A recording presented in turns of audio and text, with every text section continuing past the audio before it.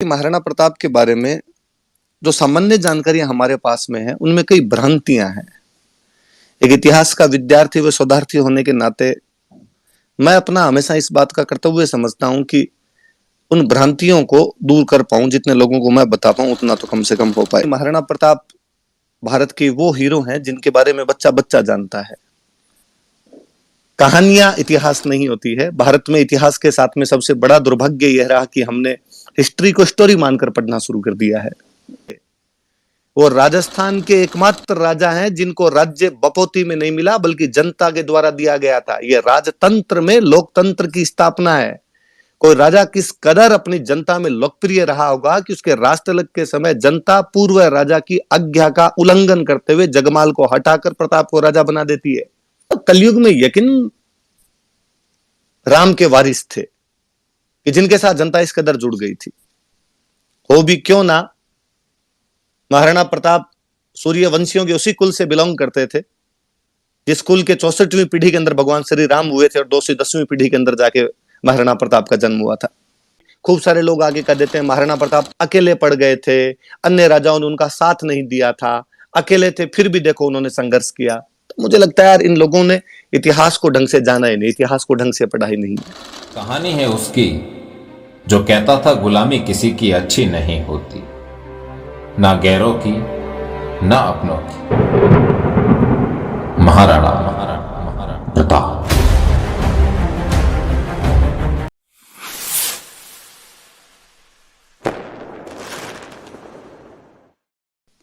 सर्वप्रथम तो मैं जितने भी श्रोतागण हमारे से जुड़े हुए हैं उन सबका स्वागत करता हूं।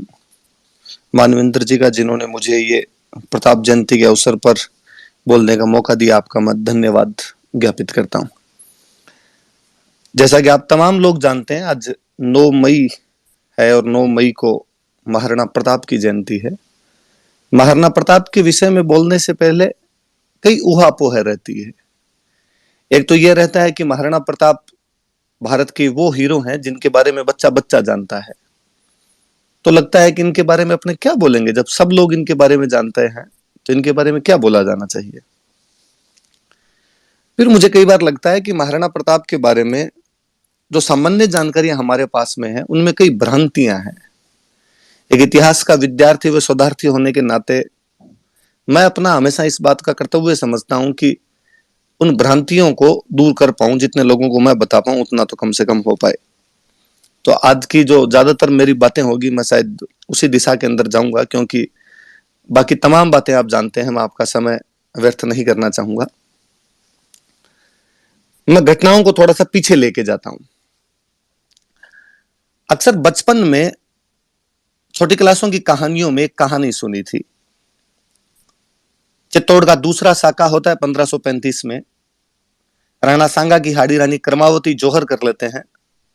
देवलिया के बाघ सिंह के नेतृत्व में केसरिया होता है। गुजरात का बहादुर शाह चित्तौड़ पर अधिकार कर लेता है, लेकिन गुजरात के बहादुर शाह को हुमायूं के आक्रमण के डर से वापस गुजरात भागना पड़ा और पुर्तगालियों के साथ में एक हुई बातचीत के अंदर पुर्तगालियों ने उसे अरब सागर में बुलाकर फेंक दिया और वो मर गया। बहादुर शाह की मृत्यु के समाचार सुनकर चित्तौड़ में गुजरातियों का जो भी कब्जा था मेवाड़ वालों ने उखाड़ फेंका। लेकिन मेवाड़ वालों के सामने अब समस्या यह थी कि चित्तौड़ का शासन किसे दिया जाए। राजा विक्रमादित्य को, जिनके समय में ही रानी कर्मावती शासन खुद संभाल रही थी, वे इतने योग्य नहीं थे, या उदय सिंह को जो कि विक्रमादित्य के छोटे भाई थे। पर लगा कि अभी मेवाड़ 4 संकटों से गुजरा है। 1527 में खानवादे से एक बड़े युद्ध के अंदर विफलता का सामना करना पड़ा। 1528 में राणा सांगा की मृत्यु होती है। 1531 में रतन सिंह जी की मृत्यु होती है और 1535 में चित्तौड़ का दूसरा साका हो जाता है।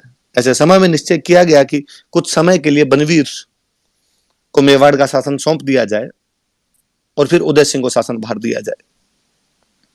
बनवीर ने राजगद्दी पर बैठने के बाद विक्रमादित्य को मार दिया। वह उदय सिंह को मारना चाहता था। आगे वाली लाइनें, आगे वाली कहानी आप सब लोगों ने सुनी है कि मां पन्ना जो कि उदय सिंह की दाहिमा हुआ करते थे, उन्होंने अपने बेटे चंदन का बलिदान देकर उस दिन उदय सिंह को वहां पर बचा लिया था।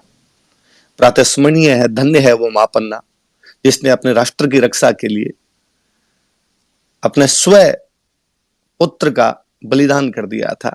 दुनिया के इतिहास में से उदाहरण आपको कतई नहीं मिलेंगे जब कोई माँ इस कदर अपने पुत्र को अपनी आंखों के सामने इसलिए कटवा देती है कि उसके राष्ट्र को अखंड रखना जरूरी है, राजा को रखना जरूरी था। कहानी का ट्विस्ट यहीं से है।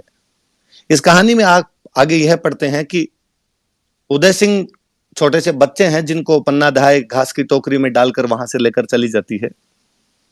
यह घटना 1536 की है।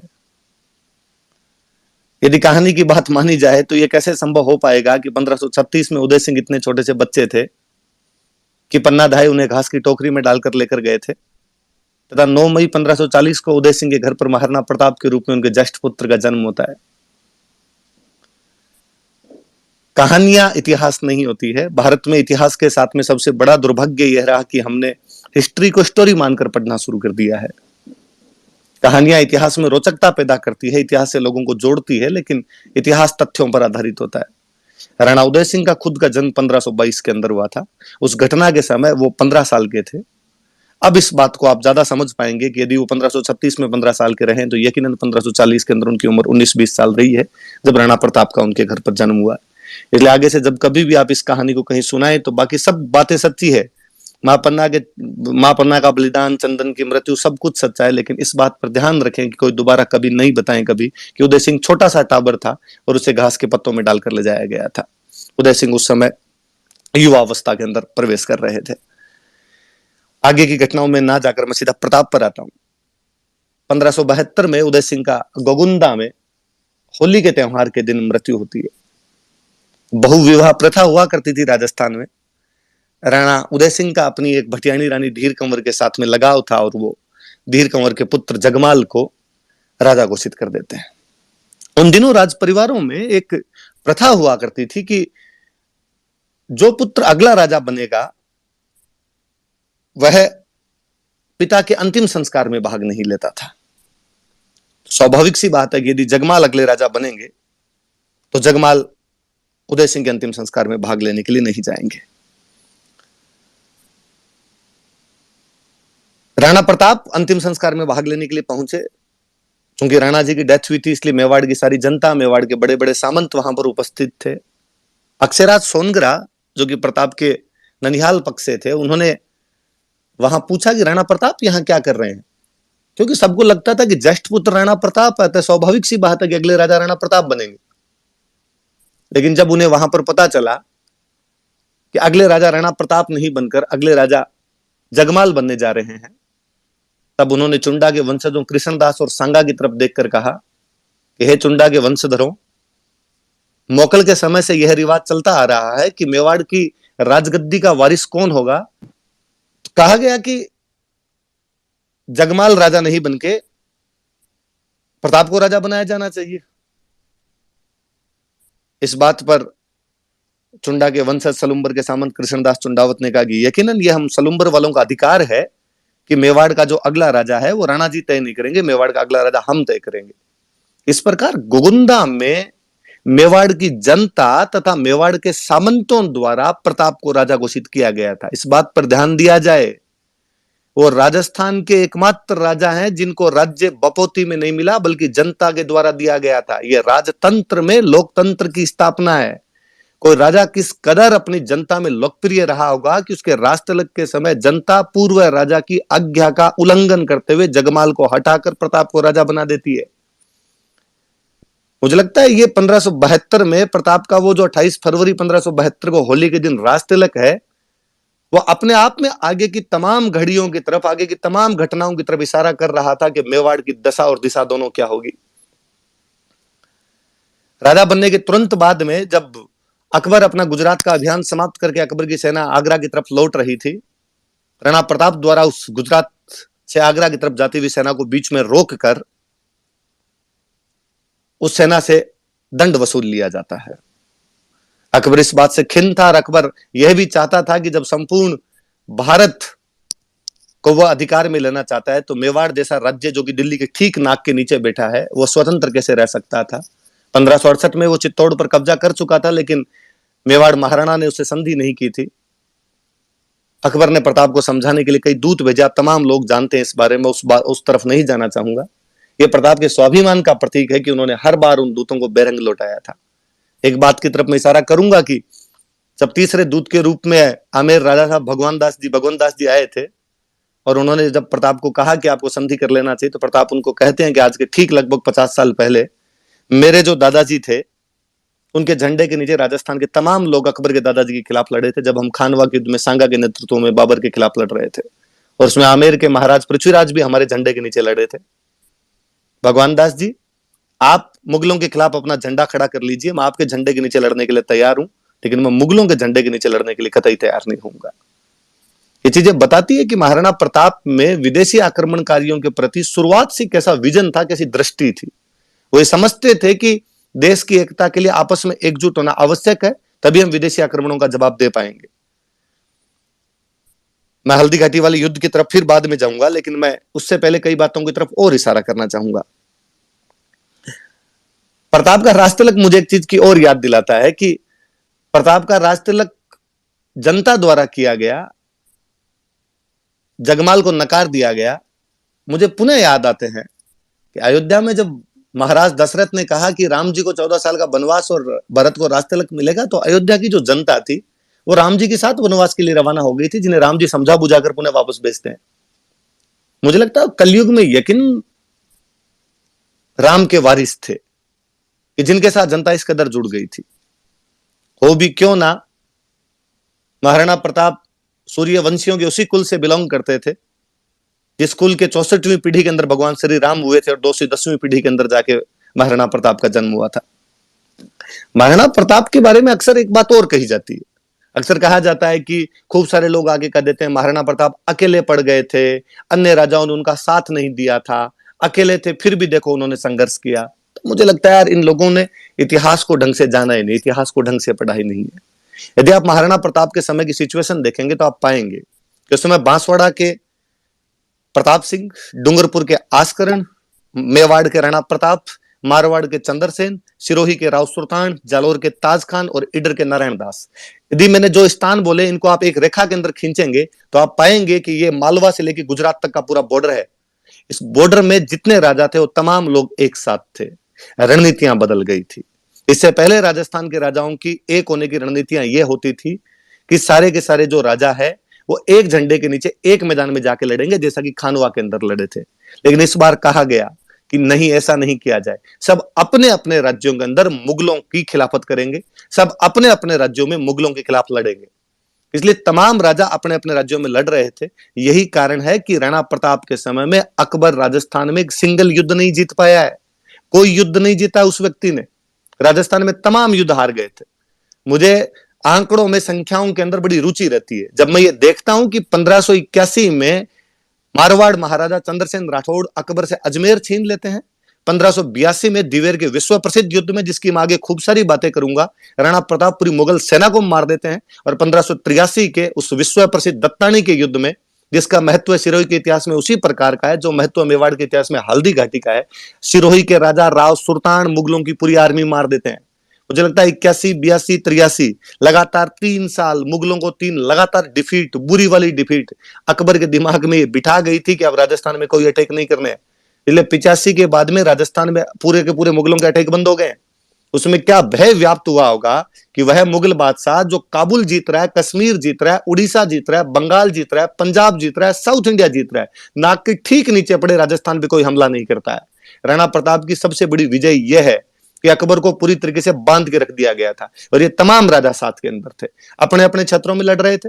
जब मुगलों की फौज मेवाड़ के अंदर आती, उन्हीं दिनों में चंद्रसेन जी मारवाड़ में विद्रोह कर देते। जब मुगलों की सेना, आधी सेना चंद्रसेन की तरफ भाग के जाती, पता चलता कि सिरोही और जालोर में ताज खान और राव सुल्तान ने मिलकर मुगलों के कैंप उड़ा दिए। इधर तो चूंकि महाराणा प्रताप का ससुराल था तो राव नारायण दास नहीं लड़ते तो कौन लड़ते। मुगलों के आगरा से सूरत की तरफ जाने वाले जो हज यात्री हुआ करते थे, सूरत की तरफ जाने वाले उनके जो माल के काफिले हुआ करते थे, वो तक रोक दिए गए थे। मालवा और गुजरात के पूरे रास्ते ब्लॉक कर दिए गए थे मुगलों के।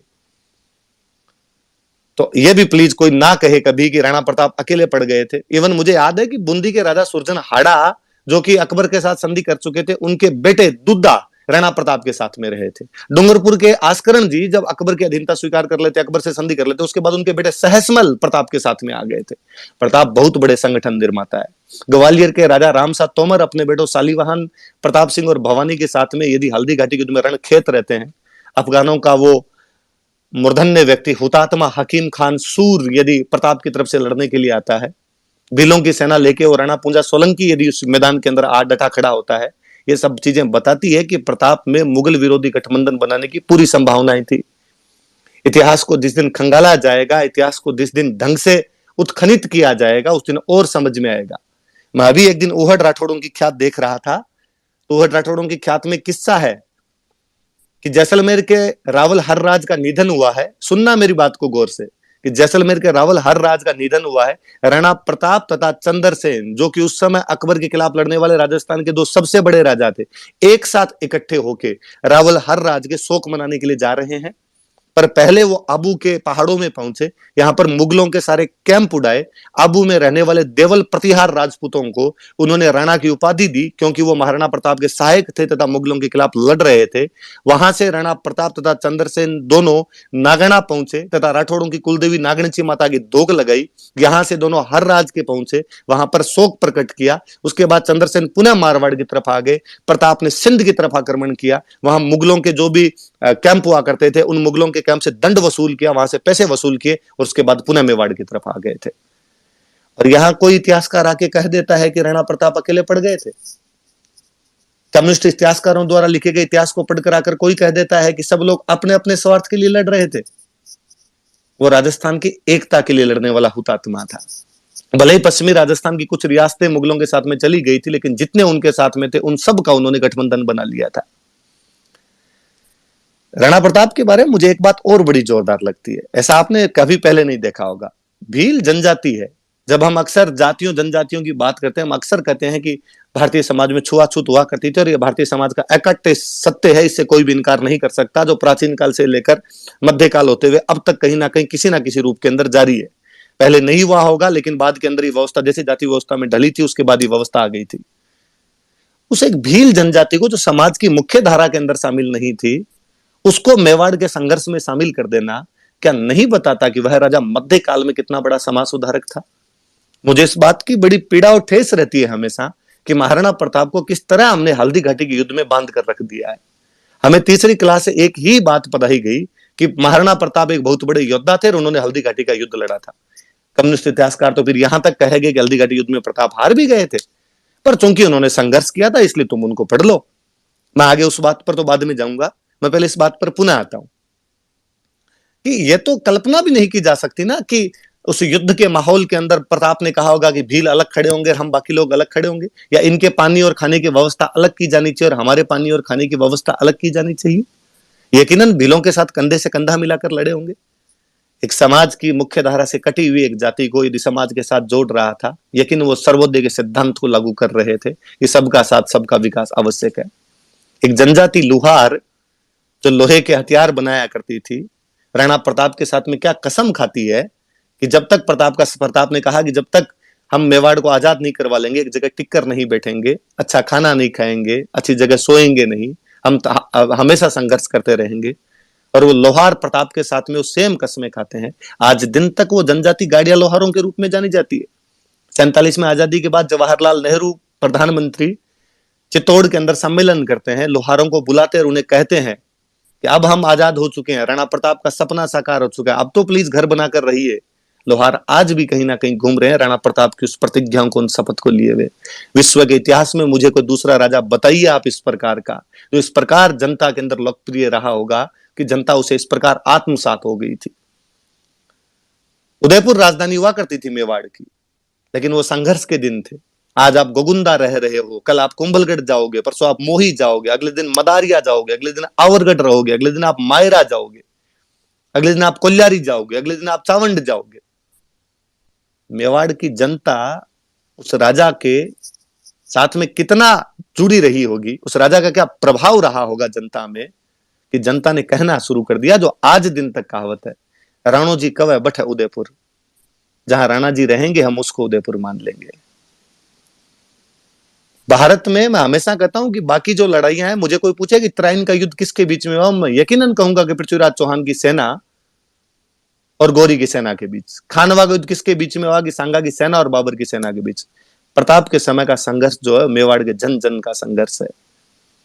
ये राजा का अपने जनता में विश्वास है, ये जनता का अपने राजा में विश्वास है कि वो राजा के साथ में इस कदर आकर खड़ी हो गई थी। कहते प्रताप के पिता उदय सिंह, मैं उदय सिंह का बहुत बड़ा समर्थक हूं कई मामलों में, कि वो राजस्थान के पहले राजा है जिन्होंने युद्धों की नीति बदल दी थी। राजस्थान के पहले के सारे युद्ध किलों में लड़े जाते थे कि हम किले में बैठकर लड़ेंगे, और यदि दुश्मन कभी किला घेर लिया करता था तो अन्न और जल समाप्त होने के बाद में आपके पास साके के अतिरिक्त कोई इलाज ही नहीं बचता था। राणा उदय सिंह वो राजस्थान के पहले राजा है जिन्होंने लड़ाइयों का रुख किलों से पहाड़ों की तरफ मोड़ दिया था और कहा पहाड़ घेर के दिखाओ। देखे हमारी जब भौगोलिक परिस्थितियां इस प्रकार की है कि इन पहाड़ों में रह सकते हैं तो आप पहाड़ घेर के दिखाइए। राणा उदय सिंह की उसी नीति को आगे चलकर राणा प्रताप कंटिन्यू करते हैं, और आगे चलकर उनके भी काफी पीढ़ी बाद उन्हीं का एक परिवार का वंशज महाराज छत्रपति शिवाजी महाराष्ट्र में इन्हीं विधियों को बाद में लागू करते हैं। कहते प्रताप ने जब पहाड़ों की लड़ाई का रास्ता चुना तो उन्होंने मेवाड़ की पूरी जनता को पहाड़ों में शिफ्ट कर दिया था, ताकि मुगलों को जब वो मेवाड़ के अंदर आए तो किसी भी गांव से रसद पानी ना मिले, किसी भी गांव से उनको अनाज की प्राप्ति ना हो।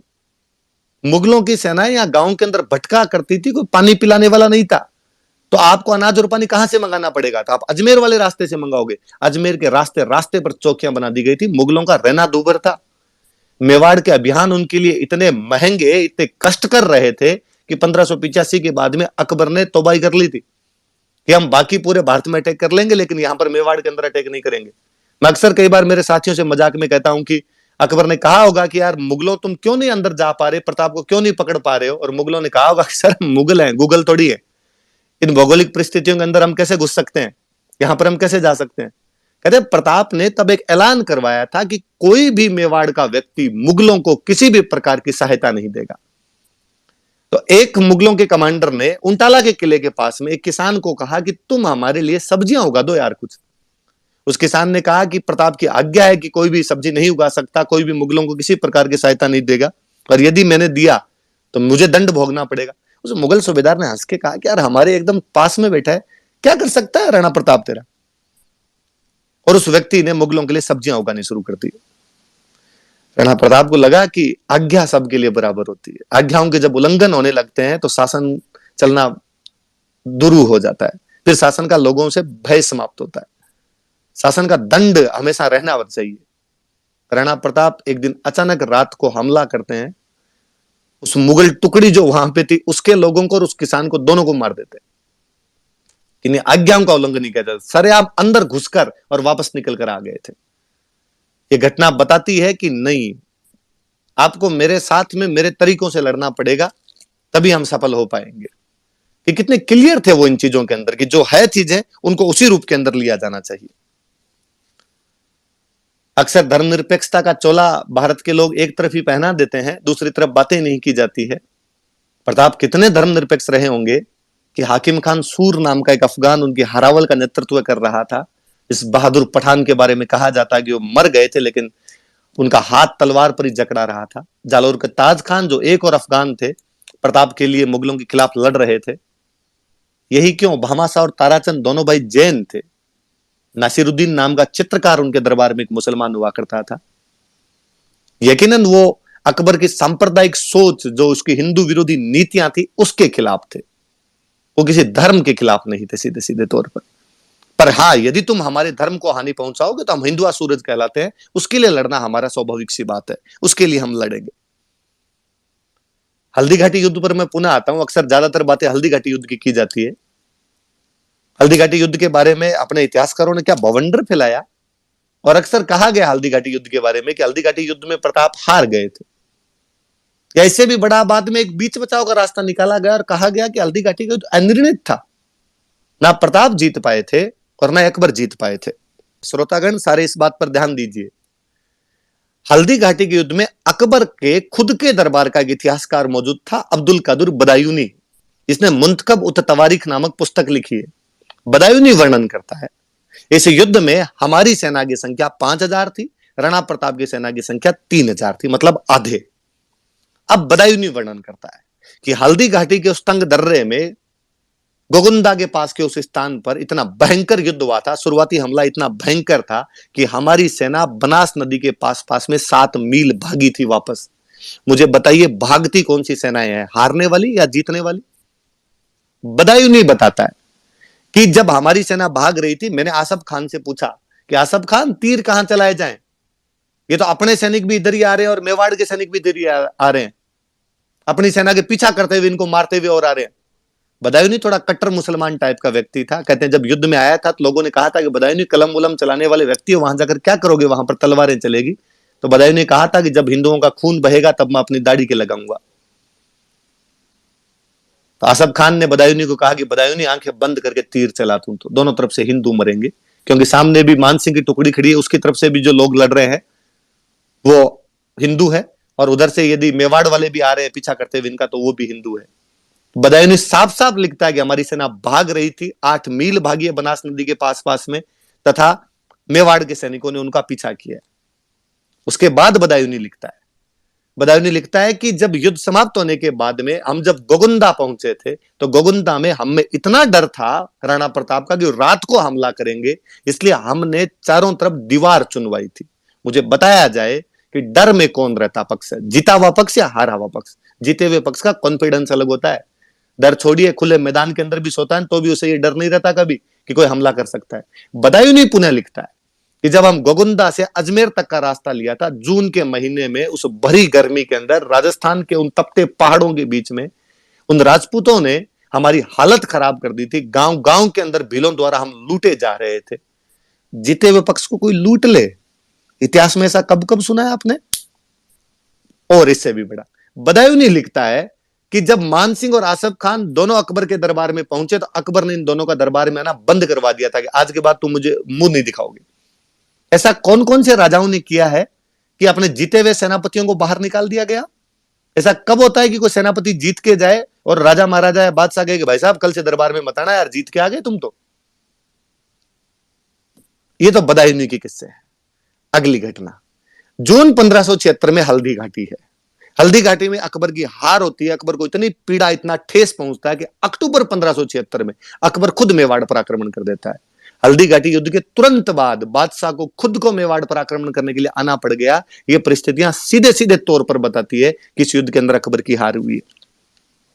और हल्दी घाटी युद्ध के बाद में प्रताप के इतने ताम्र पत्र मिले हैं जो ये बताते हैं कि हल्दी घाटी के आसपास की भूमि प्रताप ने लोगों को दान में बांटी है।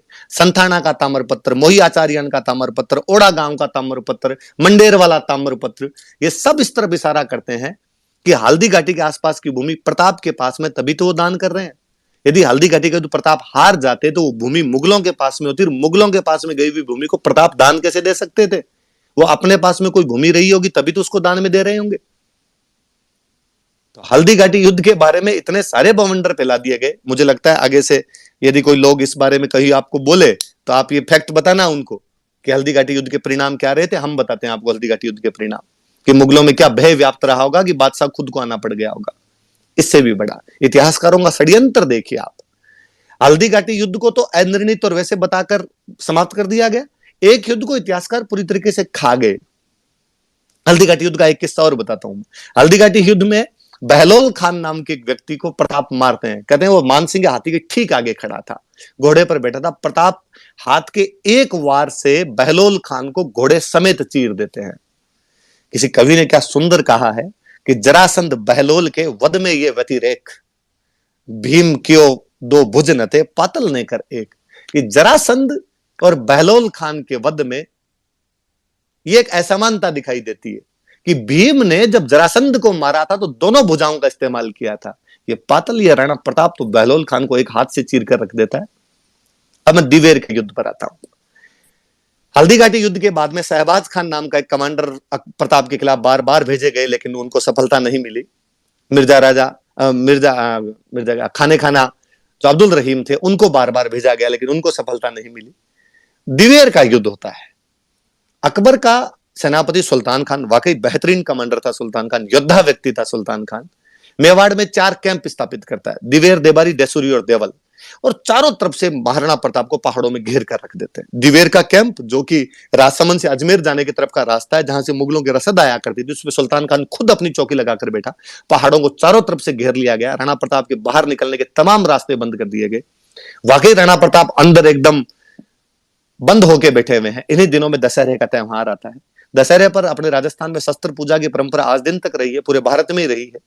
शस्त्र पूजा के बाद में टीका दौड़ करवाया करते थे। शस्त्र पूजा के बारे में कहा जाता कि शस्त्रों को अब सीधे म्यान में नहीं रखना, ये कहीं ना कहीं इस्तेमाल होना चाहिए, इसलिए छोटे मोटे युद्ध किया करते थे। लेकिन इस बार राणा प्रताप के दिमाग में कुछ और ही घटित हो रहा था। मुगलों के 4 कैंप है, सुनिए इस बात को आप, दिवेर, देबारी, देसुरी और देवल। इसमें दिवेर वाले जो कैंप में मुगलों का सबसे बड़ा कमांडर बैठा हुआ सुल्तान खान। इसलिए सारे मंत्रियों की ये राय थी कि अपने को देसुरी, देबारी या देवल पर अटैक कर देना चाहिए, तो टीका दौड़ का युद्ध भी हो जाएगा और मुगलों का एक कैंप भी अपने छीन सकते हैं। राणा प्रताप ने कहा कि नहीं, दिवेर पर अटैक करेंगे। कहा दिवेर पर उनकी सबसे बड़ी सुरक्षा का, तभी मुगल कभी ये नहीं सोच पाएंगे कि दिवेर पर भी आक्रमण कर सकते हैं। अक्टूबर 1582 का दिवेर का आक्रमण भारत की निश्चित रूप से सर्जिकल स्ट्राइक है, शुरुआती सर्जिकल स्ट्राइक कही जाए उसको। इसमें मुगलों की पूरी फौज मार दी गई थी। एक सिंगल बंदा मुगलों का बचकर नहीं गया था। जेम्स टोड कहता है कि वो मेवाड़ का मैराथन है। 490 बीसी में कभी ग्रीस और ईरान के बीच में मैराथन के युद्ध के साथ में जेम्स टोड उसकी तुलना करता है। किस कदर वो दिवेर का युद्ध महान रहा होगा। हमारे इतिहासकार पूरे युद्ध को खा गए, क्योंकि यदि दिवेर के युद्ध को पढ़ाया जाए तो पढ़ाना पड़े कि दिवेर के युद्ध में बांसवाड़ा, ईडर और प्रतापगढ़ की सेनाएं मेवाड़ के पक्ष में लड़ी थी। और यह पढ़ाना पड़े तो आपको लिखना पड़े कि प्रताप के साथ में पड़ोसी राज्य जुड़े हुए थे, क्योंकि वो संगठन निर्माता थे। यदि दिवेर के युद्ध को आप पढ़ाओ तो आपको पढ़ाना पड़े कि उस दिवेर के युद्ध में प्रताप के बेटे अमर सिंह ने मुगल सेनापति सुल्तान खान को भाला मारा था। भाला उसको चीरते हुए जमीन के अंदर लग गया था। पर हमें तो अमर सिंह के बारे में दूसरी कहानियां सुनाई गई। हमें तो अमर सिंह की कहानी वो जानते हैं, हरे घासरी रोटी जद बन बिलावड़ो ले भाग्यो, छोटो सो अमरियो चीख पड़ियो, रणारो सूतो दुख जाग्यो। अक्सर कोई आदमी आके कह देता है। हल्दी घाटी युद्ध के बाद में प्रताप की आर्थिक स्थिति खराब थी, उसके बेटे घास की रोटी खा रहे थे और एक दिन वन बिलाव उनके हाथ से घास की रोटी छीनकर भाग गया। कैसे संभव है? अमर सिंह का जन्म 1559 ईस्वी में हो गया था। अमर सिंह के जन्म के उपलक्ष्य में उदयपुर की स्थापना हुई, इसलिए उदयपुर की स्थापना 1559 में की गई थी। 1559 में अमर सिंह का जन्म है, इसलिए हल्दी घाटी युद्ध के टाइम में उनकी उम्र 17 साल है। हल्दी घाटी युद्ध के टाइम में वो रानियों के रनिवास की रखवाली कर रहे थे। वो अमर सिंह जिसके लिए आप कहते हो कि घास की रोटियां खा रहा था हल्दी घाटी युद्ध के बाद में, इस घटना के 6 साल बाद मुगलों के कमांडर को मारता है तो भाले समेत चीर के रख देता है। इतिहास कैसी कैसी विचित्र कहानियों से भर दिया गया।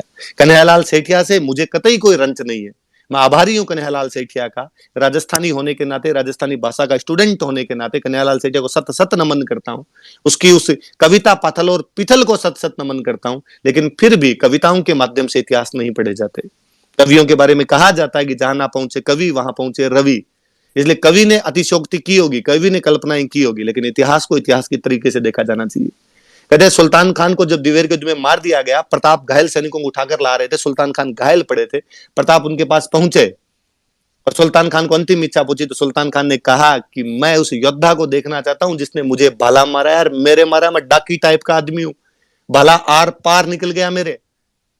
कहते हैं प्रताप को लगा कि अमर सिंह कैंप में उनको बुलाएंगे, टाइम लगेगा। उन्होंने अपने पास खड़े सैनिक को कहा कि ये है, इसने तुम्हें भाला मारा था। सुल्तान खान ने कहा कि नहीं राणा प्रताप, मैं उस व्यक्ति को पहचानता हूं, उसकी आंखों की लालिमा देखी है मैंने, किस कदर गुस्सा रहा होगा उस नवयुवक में। इसलिए अमर सिंह को बुलाया गया और प्रताप ने जब कहा कि मेरा पुत्र अमर सिंह है, सुल्तान खान ने कहा धन्य है, वाकई राणा प्रताप ये तुम्हारे पुत्र हैं, वो अमर सिंह है जिसके लिए आप घास की रोटियों की बातें करते रहते हैं। कहते हैं कि राणा प्रताप ने सुल्तान खान को गंगा जल पिलाया कि मरते आदमी को गंगा जल पिलाया जाना चाहिए, लेकिन फिर भी उनके सांस नहीं निकल रहे थे। इसलिए अमर सिंह को कहा गया कि इस भाले को खींच लीजिए। भाला इतनी गहराई से रोप दिया गया था कि दोनों पैर लगाकर अमर सिंह जब खड़े हुए थे तब भाला उठ पाया था। इसलिए दिवेर का युद्ध सरकारों द्वारा जयंतियों के रूप में मनाया जाना चाहिए। दिवेर के युद्ध की तारीखें याद करवाई जानी चाहिए कि दिवेर के युद्ध ने क्या कॉन्फिडेंस दिया होगा कि उसके ठीक अगले साल 1583 में दत्तानी के युद्ध में सिरोही के राव सुल्तान, जो कि महाराणा प्रताप के खास सहयोगी है, मुगलों की पूरी आर्मी को उसी प्रकार मारते हैं, सेम तरीके से। दिवेर और दत्तानी में कोई अंतर नहीं है। और अब आगे सुनिए आप, दत्तानी के युद्ध का समाचार जब राणा प्रताप को मिला कि दत्तानी के युद्ध में पूरी मुगल सेना को सिरोही के राव सुल्तान ने मार दिए, महाराणा प्रताप राजी हुए और महाराणा प्रताप ने कहा कि मैं मेरी पोती की शादी राव सुल्तान के साथ करूंगा। मेरी पोती की शादी यदि किसी योग्य वीर के साथ होती है, इससे अच्छा सौभाग्य और क्या होगा। ये दिखाता है कि ये राजा आपस में किस कदर जुड़े हुए थे। मुझे तो इस जुड़ाव पर एक बात हमेशा और याद आती है कि शाहबाज खान ने जब कुंभलगढ़ पर अटैक किया था तो उसने मान सिंह और भगवंत दास दोनों पिता पुत्र को वापस भेज दिया था अकबर के पास में और कहा था कि मुझे राजस्थान के राजाओं पर भरोसा नहीं है, क्योंकि मान सिंह और भगवंत दास अपनी तरफ होने के बावजूद भी राणा प्रताप की सहायता कर सकते हैं, इसलिए इनको आप अपने पास वापस बुला लीजिए। और अकबर ने हल्दी घाटी युद्ध के बाद में यहां राजस्थान के सेनापतियों को राणा प्रताप के खिलाफ भेजना बंद कर दिया था। फाइनली जब सुल्तान खान को मार दिया गया तो मुगल सेनापतियों ने आना बंद किया था। मुगल सेनापतियों को डर लगने लगा कि यार सुल्तान खान जैसे रंगड़ को मार दिया, यार क्या छोड़ेंगे वो। इसलिए बाद में जगन्नाथ कछवाहा को वापस भेजा गया था। तो 1585 में जगन्नाथ कछवाहा यहां पर आक्रमण करते हैं, लेकिन 2 साल भटकने के अलावा उनको यहां पर कुछ नहीं मिला था, तो जगन्नाथ कछवाहा चले गए थे। 1585 पर जगन्नाथ कछवाहा का जो आक्रमण है वो अंतिम आक्रमण है। 1597 तक अगले 12 साल तक अकबर का एक बेटे नहीं। क्यों, क्या कारण है? फिर कोई लोग आके कह देते हैं कि नहीं, एक्चुअली अकबर है ना उत्तर पश्चिम सीमा प्रांत पे और बिजी हो गया था। तो 1597 में प्रताप के मरते ही उसने अमर सिंह पर अटैक कैसे कर दी? अचानक वापस अटैक कैसे होने लग गए? पर खूब सारी भ्रांतियां फैलाई गई इधर उधर की बातें कह के। अब्दुल रहीम खाने का मैं बीच में नाम ले रहा था, वो 1580 का साल था। शेरपुर नाम की एक जगह पर अब्दुल रहीम खान आके बैठे थे। अब्दुल रहीम खान वाकई बहुत महानतम व्यक्ति हुए इतिहास के। भगवान श्री कृष्ण के अनन्य भक्त थे रहीम जी। ये वही रहीम जी है जिनके आप दोहे पढ़कर बड़े हुए होंगे, रहमन दागा प्रेम का मत तोड़ो छिटकाए। वो प्रेम की बातें करने वाला यकीनन बहुत अच्छा योद्धा था। शेरपुर वाले स्थान पर आकर बैठे हुए थे रहीम जी। प्रताप के प्रति, थोड़ा मेवाड़ के प्रति उनका सॉफ्ट कॉर्नर भी था। इन दिनों वो मेवाड़ पर हमले नहीं कर रहे थे, मुगलों की सेना चुपचाप बैठी हुई थी। प्रताप उन दिनों गोगुंदा में थे। अब्दुल रहीम का ध्यान विचलित करने के लिए प्रताप के पुत्र अमर सिंह दिवेर युद्ध से भी 2 साल पहले, हल्दीघाटी युद्ध के 4 साल बाद शेरपुर पर अचानक हमला करते हैं। अब्दुल रहीम बाहर गए हुए थे, शेरपुर में उनकी बेगमें तथा बच्चे थे। अमर सिंह उन सबको गिरफ्तार करके लेके आ जाते हैं। राणा प्रताप को जब ये बात पता चली, राणा प्रताप ने उन महिलाओं को जाकर दिलासा दी। उन महिलाओं को जाकर कहा कि तुम सब मेरी बहन बेटी के समान हो, तुम्हें चिंता करने की कोई आवश्यकता नहीं है। हम इस प्रकार से युद्ध के मैदान में बहन बेटियों को बीच में लेकर नहीं आएंगे। उन्होंने अमर सिंह को इस बात के लिए फटकारा तथा अमर सिंह को कहा कि इन बहन बेटियों को वापस रहीम जी के पास सौंप के आओ। ये बताती है बात कि वो कितने नैतिक चरित्रवान थे। उस मध्यकालीन युद्धकालीन परिस्थितियों में कितने लोग रहे होंगे जिन्होंने इस प्रकार से दुश्मन की बहु बेटियों को उठाकर और बंधक बना लिया होगा दूसरे पक्ष पर दबाव बनाने के लिए। इवन दूसरे वाली साइड, मुगलों वाली साइड तो यहां तक थी कि महिलाओं को पकड़कर बलात्कार करके फेंक दी जाती है, दिल्ली ले जाकर बेच दी जाती। उस समय में एक राजा दुश्मन की बहन बेटियों के साथ भी अपनी बहन बेटियों जैसा बर्ताव करता है। कालांतर में हम देखते हैं कि शिवाजी महाराज ठीक ऐसा ही दक्षिण भारत के अंदर करते हैं। तब हमें लगता है कि वो सुसोदिया खून दोनों तरफ एक जैसा उबाल मार रहा था। कहते हैं रहीम जी के पास में जब वो बेग में वापस गई, उन रहीम जी की आंखों में आंसू आ गए थे और रहीम जी ने कहा था कि वाह राणा प्रताप, दुश्मन मिले तो भी ऐसा मिले जो दुश्मन की बहन बेटियों को भी अपनी बहन बेटियां मानता हो। राणा प्रताप ने भिजवाया था समाचार उनको कि मैं युद्ध के मैदान में इस प्रकार महिलाओं को बीच में नहीं लाना चाहूंगा, चौड़ी छाती करके मर्दों की तरह युद्ध में आना पसंद करेंगे हम। कहते हैं रहीम जी उस दिन, धर रसी रसी दर अमर खप जासी खुरसान, अमर बिसंभर उपरान न चो रखो रान। हे राणा प्रताप, मैं नहीं जानता ये धरती कब तक रहेगी, ये धर्म कब तक रहेंगे, ये मुगलिया सल्तनत, ये खुरासान वालों का राज्य कब खत्म हो जाएगा, इस बारे में नहीं पता। पर हे राणा प्रताप, मैं जानता हूं कि तुम युगों युगों तक, जब तक सूर्य और चंद्रमा रहेंगे, इस धरती पर याद किए जाओगे। ये प्रताप की महानता है कि उसके दुश्मन को उसके बारे में दोहा बोलना पड़ गया था, उस दुश्मन को उसके अमरता की तारीफ करनी पड़ गई थी। ये राणा प्रताप है। उन्हें हल्दीघाटी युद्ध से बाहर निकालने की आवश्यकता है, उनके नैतिक गुणों को बताने की आवश्यकता है। इस वजह से लोग उनके साथ जुड़े हुए थे। मुझे हमेशा लगता है कि किसी भी व्यक्ति की, किसी भी घटना की प्रासंगिकता तब है जब वो घटना होने के बाद भी और याद की जाए। मैं अक्सर मेरी क्लासों में बताता रहता हूं कि मुझे कभी नहीं लगता कि भारत में किसी व्यक्ति के मन में यह आता होगा कि चलो यार तराइन देख के आते हैं, जहां पर भारत के 3 बड़े बड़े युद्ध लड़े गए थे और जहां पर भारत के भाग्य का फैसला बदल गया था। या कभी कोई व्यक्ति ये कहता मैंने कभी नहीं सुना कि पानीपत में 3 बड़े युद्ध हुए थे, इसलिए पानीपत तो देखा जाना चाहिए। लेकिन ऐसा क्या है कि उदयपुर आने वाला हर पर्यटक हल्दीघाटी आकर जाता है, उस मिट्टी को अपने साथ में लेकर जाता है। हल्दीघाटी आज भी यदि लोगों को इस प्रकार आकर्षित करती है तो हमें यह मानना पड़ेगा कि 18 जून 1576 को उन 3 घंटों के दौरान वहां पर कुछ विचित्र घटनाएं घटित हुई थी जिनसे लोग आज भी अपना नाता नहीं तोड़ पा रहे हैं। राणा प्रताप किस कदर बाद में लोकप्रिय रहे होंगे, मैं हमेशा कहता हूं कि भारत में राष्ट्रवाद की लहर बंगाल से शुरू हुई थी। बंगाल में राष्ट्रवाद की लहर का कारण यह था कि अंग्रेजों का सबसे पहले कब्जा बंगाल में हुआ था, अंग्रेजी शिक्षा वहां पर आई थी। उन्हीं दिनों वहां पर जेम्स टोड की पुस्तक पहुंची थी, annuls and antiquities of Rajasthan, Rajasthani संस्कृति को महान उद्गाता जेम्स टोड, जिसकी कहानियों ने राजस्थान के वीरता को दुनिया के कोनों कोनों तक पहुंचा दिया था। ये कहानियां जब बंगाल में पहुंची तो बंगाल के लोगों को लगा कि जब मेवाड़ के लोग सीमित संसाधनों के बावजूद मुगलिया सल्तनत के खिलाफ लड़ सकते हैं तो हम अंग्रेजों के खिलाफ क्यों नहीं लड़ सकते। अंग्रेजों के खिलाफ भारत के राष्ट्रवाद का पूरा पूरा श्रेय मेवाड़ को दिया जाना चाहिए। मैं पहले भी कई स्पेस में ये बोल चुका हूं कि मुझे घोर आश्चर्य होता है कि रविंद्रनाथ टैगोर के एक व्यक्ति रविंद्रनाथ टैगोर ने मेवाड़ के ऐसे ऐसे कैरेक्टर पर पूरी बुक लिख दी जिनके बारे में हम जानते नहीं। आज जब मैं प्रताप के बारे में और अध्ययन कर रहा था तो मुझे पता चला कि साउथ इंडिया की ऐसी कोई भाषा नहीं है जिसके बारे में प्रताप पर 5 बुक नहीं लिखी गई। 5 से अधिक बुक मिलेगी। बांग्ला का तो साहित्य भरा पड़ा है। अवनिंद्रनाथ क्यों, ज्योतिंद्रनाथ ने राणा प्रताप पर बाकायदा बुक लिखी है। राणा प्रताप 1895 में महाराष्ट्र में बाल गंगाधर तिलक शिवाजी महोत्सव मनाते हैं, पर शिवाजी की फोटो के साथ में राणा प्रताप की फोटो रखी जाती है। महाराष्ट्र आज दिन तक नारे लगा रहा है, जय शिवा सरदार की, जय राणा प्रताप की। ऐसा क्या है कि 1913 में गणेश शंकर विद्यार्थी कानपुर से एक समाचार पत्र निकालते हैं, उसका नाम प्रताप है। 1915 में उड़ीसा के बालासोर नाम की जगह पर बागा जतीन नाम के क्रांतिकारी अंग्रेजों से मुठभेड़ में लड़ते हुए शहीद होते हैं। और बांग्ला साहित्य के महानतम कवियों में से एक काजी नजरुल इस्लाम कहते हैं कि जिस जगह बागा जतीन शहीद हुए हैं वो भारत की नई हल्दी घाटी है। स्वतंत्रता का पूरा संघर्ष प्रताप को याद करते बीता है।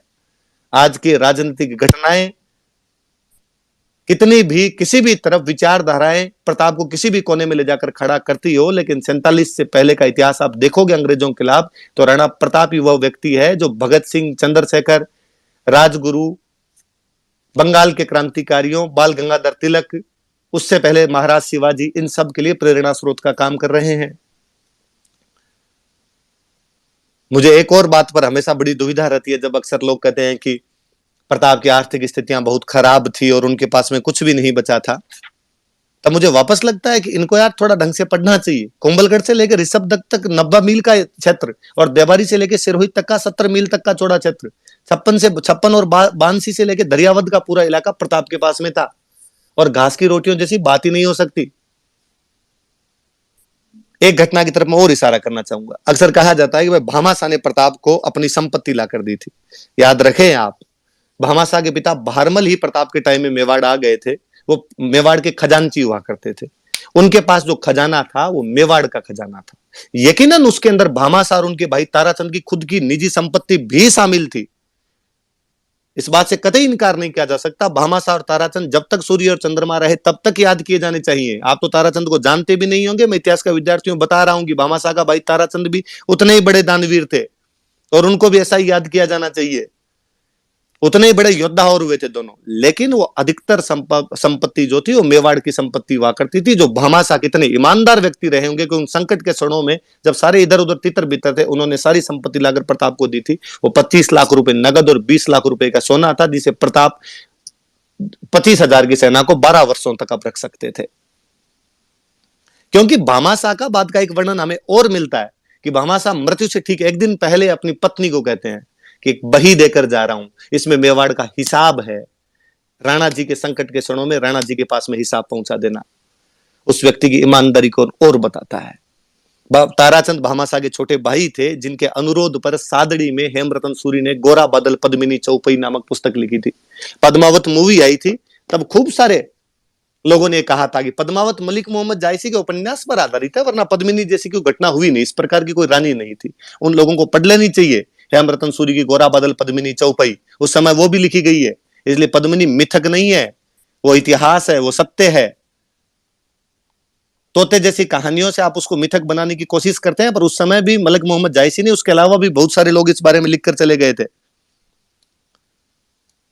प्रताप को अक्सर इस युद्धों से बाहर निकालने के लिए मैं हमेशा एक बात और कहता हूं कि कभी उनके कलात्मक स्वरूप की तरफ तो ध्यान दिया जाए।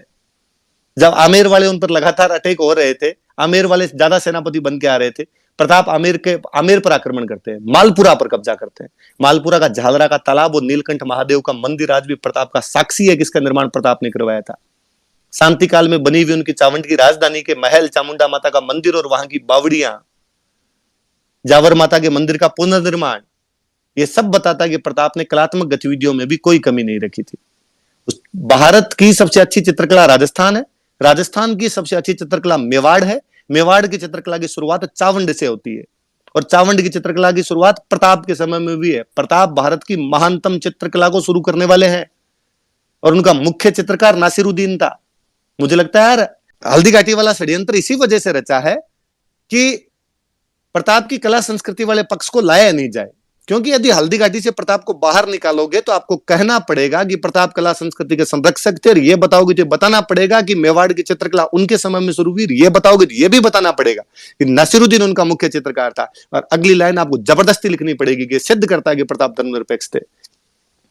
पर चूंकि इतिहासकारों को धर्मनिरपेक्षता एक ही पक्ष की सिद्ध करनी थी, क्या विडंबना रही है भारत की कि यूपीएससी में सवाल पूछा गया कि अकबर बादशाह भारत को एक करना चाहता था, राणा प्रताप गद्दार था जो उसके अंदर रोड़ा बना हुआ था।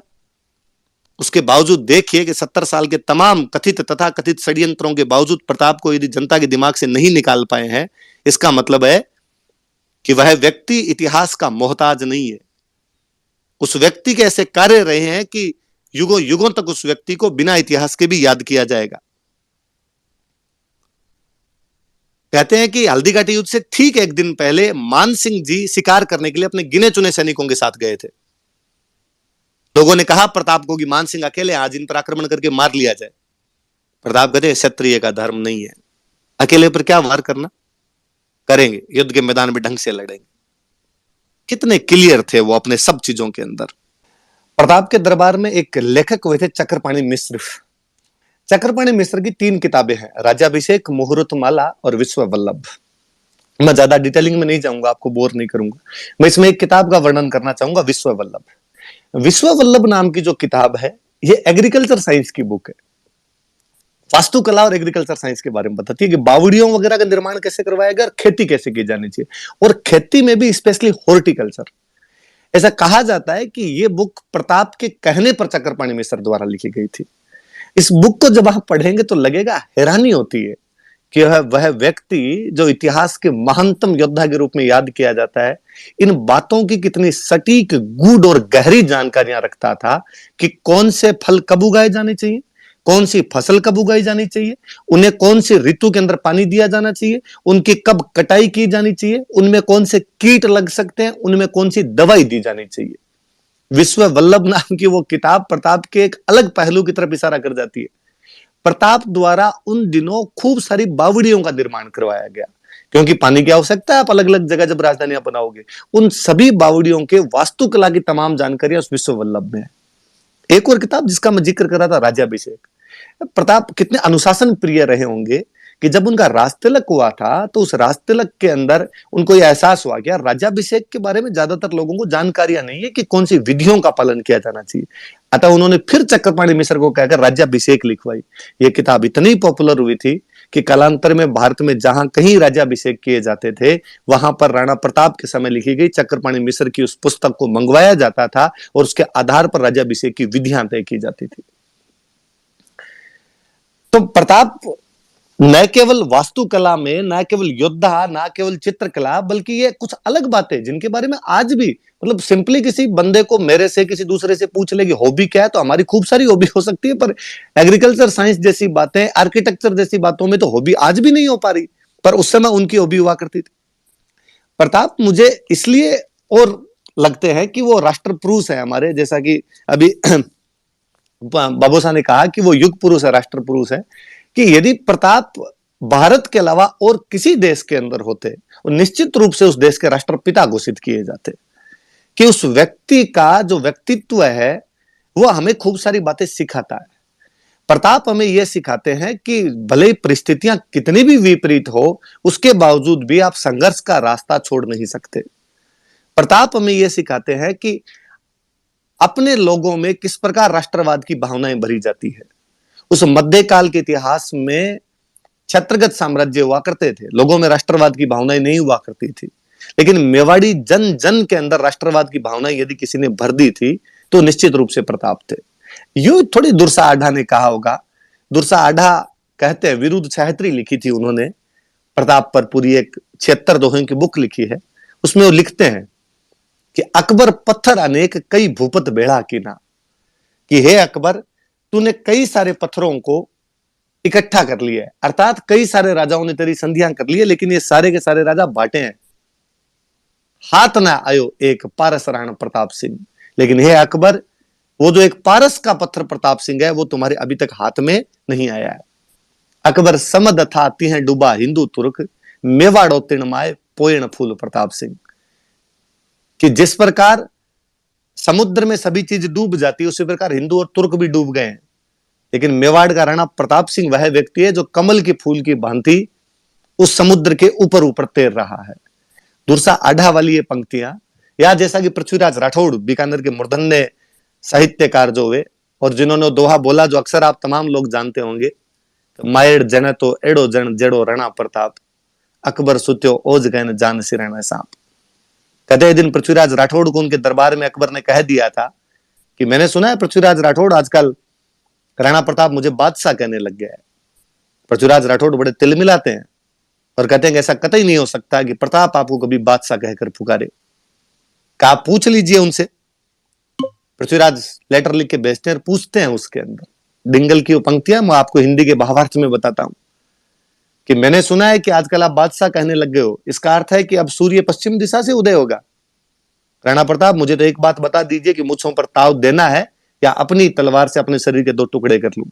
राणा प्रताप का रिप्लाई है कि जब तक एकलिंग जी ये शरीर का साथ देंगे तब तक राणा प्रताप के मुंह से अकबर कभी भी बादशाह नहीं कहलवा पाएगा।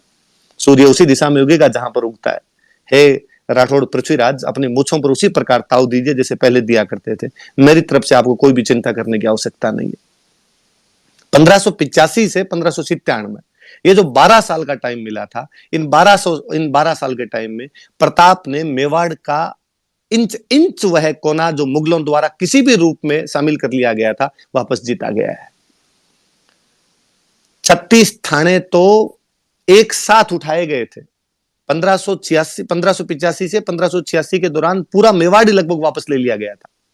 मांडलगढ़ और चित्तौड़गढ़ जो कि उनके राजा बनने से पहले निकल गया था हाथ से, मांडलगढ़ जो उनके बाद में निकला है, ये दो किले भले ही वो अंतिम समय तक नहीं ले पाए थे और अपने अंतिम समय में भी वो इन्हीं की तैयारियां कर रहे थे। क्या विडंबना है कि वह महान योद्धा जो हर अपना पल पल युद्ध के मैदान में बिताता रहा, एक शेर के शिकार में धनुष की प्रत्यंचा को खींचते समय नाड़ियों के में आए हुए खिंचाव की वजह से बाद में उनकी मृत्यु हो जाती है। कहते हैं कि उनकी मृत्यु के टाइम में उनके श्वास नहीं निकल पा रहे थे, तो किसी ने कहा कि भाई आपके श्वास क्यों नहीं निकल पा रहे, क्या दिक्कत है, क्या चिंता है आपको? और प्रताप ने कहा कि मुझे पता नहीं ऐसा क्यों लगता है कि मेरे बाद में मेरे बेटे अमर सिंह इस संघर्ष को जारी नहीं रख पाएंगे। सलूम्बर के सामंत ने अमर सिंह का हाथ लेकर राणा प्रताप के हाथ में देते हुए कहा कि आप चिंता मत कीजिए, हम बाबा रावल की सौगंध खाकर कहते हैं कि उसी प्रकार अमर सिंह के साथ लड़ेंगे जिस प्रकार आपके साथ लड़े थे। अमर सिंह अपने जीवन में 17 युद्ध लड़ते हैं, 17 में मुगलों को हराते हैं। मैं चाहूंगा मानवेंद्र जी से हमेशा कि आप कभी स्पेस अमर सिंह पर करवाइए। प्रताप के बारे में तमाम लोग जानते हैं, इतिहास का एक ऐसा योद्धा जो इतिहास में खो गया पूरी तरीके से। अमर सिंह के बारे में लोग कुछ भी नहीं जानते।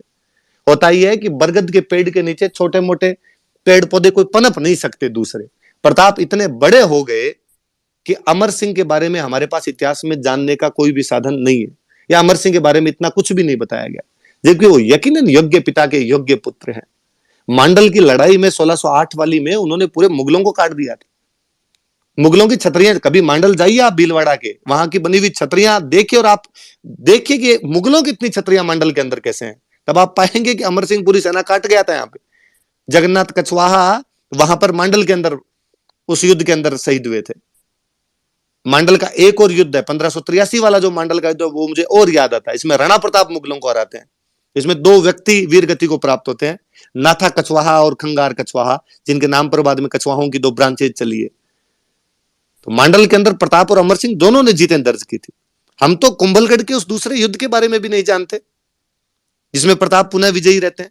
हम कहां जानते हैं कि ताराचंद जब मालवा की तरफ गए हुए थे, भामाशाह के भाई, और जब वहां से वापस लौट रहे थे, शाहबाज खान ने उनको घेर लिया था, उस युद्ध के अंदर वो घायल हो गए थे, राणा प्रताप को इतना गुस्सा आता कि मालवा पर अटैक करते और मंदसौर से मुगलों का पूरा टैक्स लेके आते हैं। हम तो इस बात को भी कहां जानते हैं कि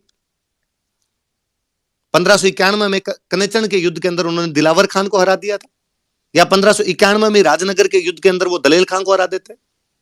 हल्दीघाटी युद्ध के ठीक बाद 1577 में मोही पर जब कब्जा किया तो मुजाहिद बेग को यहीं पर मार दिया गया था। जून के अंदर हल्दीघाटी और अगस्त 1576 में अजमेर, गोडवाड़, उदयपुर पर आक्रमण कर लेते हैं। सितंबर में गोगुंदा पर पुनः कब्जा कर लिया गया। कितनी सारी बातें, अनछुए पहलू है। प्रताप पर इतने रिसर्च की आवश्यकता है कि जब प्रताप पर ढंग से रिसर्च किया जाएगा तब केवल प्रताप नहीं, केवल मेवाड़ नहीं, राजस्थान का इतिहास बाहर निकल के आएगा। मुझे बड़ा अचंभा हुआ, मैं 3 दिन पहले पढ़ रहा था कि सर टॉमस रो, जो कि अंग्रेजों का एक राजदूत है, वो जहांगीर के दरबार के अंदर है, वो अमर सिंह के बारे में लिखता है, तो लिखता है कि अमर सिंह राजा पोरस के वंशज है। करे ना कोई भारतीय इतिहास में इस बात को देखे, इस कंटिन्यूटी को मिलाए कि टॉमस रो पोरस से इनको कैसे जोड़ रहा है। पर इतिहासकारों के तमाम षड्यंत्र एक अलग पक्ष के अंदर रहे। मैं अपनी एक बात से इसको विराम दूंगा। भारत का बच्चा बच्चा जानता है कि डायर ने जलियांवाला कांड में गोली चला दी थी। जानते हैं आप जलियांवाला कांड में कितने लोग शहीद हुए थे? ऑफिशियल आंकड़े कहते हैं 379, पर हम कहते हैं चूंकि अंग्रेजों की सरकार थी, आंकड़े छुपा लिए उन्होंने, तो हमारी तरफ के आंकड़े 1000 कि जलियांवाला बाग में 1000 लोग शहीद हुए थे। ऑफिशियल आंकड़े 379 लोगों के। किसने गोलियां चलाई? डायर ने। हर आदमी जानता है। उस डायर को हम भर भर के कोसते हैं, गालियां निकालते हैं। इतिहासकार चीजों को कैसे छुपाते होंगे कि 1568 में अकबर ने 30,000 कटवा दिए थे। आज दिन तक कोई किसी हत्यारे की तुलना अकबर से नहीं करता। हर हत्यारे की तुलना डायर से कर ली जाती है। चीजों को कहां उभारना होता है, कहां बिठाना होता है, ये वो है। और उसमें अंग्रेजों ने तो फिर भी उसके बाद पता नहीं कितनी माफिया मांग ली जलियांवाला कांड के लिए। अकबर ने अपनी किताब में गर्व सहित लिखवाया है कि लिखा जाए 30,000 काटे हैं, काफिरों को मारा हमने। पर कोई उठा दे अंगुली, क्योंकि धर्मनिरपेक्षता की चाशनी इस प्रकार से मट दी गई कि हम बाहर ही नहीं आना चाहते हैं उससे। हम इतिहास को सही दृष्टि से, शोधपूर्ण दृष्टि से देखना ही नहीं चाहते हैं, क्योंकि फिर वो जो 70 साल का पिछला जो माया जाल बनाया होता है उसका तिलिस्म टूटता है, वो सारी बातें टूटती है। ऐसा क्या हुआ होगा कि जेम्स टोड को ये कहना पड़ा कि राजस्थान में तो, हमारे यूरोप में तो एक थर्मोपोली वीर, एक ल्यूनिडास हुआ, राजस्थान के गांव गांव के अंदर थर्मोपोलियां, घर घर में ल्यूनिडास, कि उसे अपने सबसे महानतम युद्ध को और राजस्थान से जोड़ना पड़ गया था, हल्दीघाटी से जोड़ना पड़ा। थर्मोपोली उनका महानतम युद्ध है। अपना कोई कवि जेम्स टोड की उस बात को राजस्थानी में अनुवाद करके कहता था, कितना अच्छा कहता है कि दोहरा घाटियां ताल रो, आंटी लो इतिहास, गांव गांव थर्मोपोलिन, घर घर ल्यूनिडास। पर मेवाड़ की तासीर ऐसी थी जी कि करता बांटी कायमी रजपूती है खण सत, कि भगवान जब वीरता और दृढ़ता दोनों एक साथ बांट रहा था। कायमी मतलब दृढ़ता, रजपूती मतलब वीरता। हाजर जद मेवाड़ एक बीजा लगी न हथ, उस समय केवल वहां पर एक मेवाड़ हाजिर था, अन्य लोगों को वो हाथ नहीं आ पाई थी। इस राणा प्रताप की इस जयंती की संध्या पर मैं आप लोगों को पुनः राणा प्रताप के बारे में खूब, जयंती की खूब सारी शुभकामनाएं देना चाहता हूं।